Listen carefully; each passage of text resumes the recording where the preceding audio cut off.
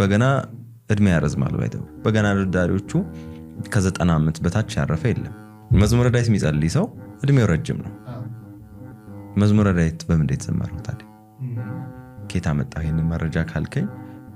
የበገና ደርዳሪዎችን እድሜ ማስላት ትችላላችሁ ከ90 ዓመት በታች ያረፈ በገና ደርዳሪ የለንም እስካሁን ሰው ምንድነው ማድረግ ያለበት በገናን ካሰበ ከበገና ጋር አብሮ ለመኖር ነው ማሰብ ያለበት እንደ ጓደኛ አሁን ብዙ ነገራችን አጭር የሆነ ተቸግረን ነው አሁን ቪዲዮቻችንም ከ1 ደቂቃ ማጥረዋል ባይተው 30 ሰከንድ ይላሉ 2 ሰከንዷ ቀልብ መሰብሰቢያ ነች ምናምን ይባላል ግን በገና ይሄ ካልኩሌሽን አይሰራም ሜቢ አመታት ነው በገናውን የተወሰነ እንኳን መረዳቱ አለኝ ብዙ በገና ደርዳሪዎች ደግሞ ይሄንን ይመሰክራሉ አመት 2 አመት 5 አመት ቆይተው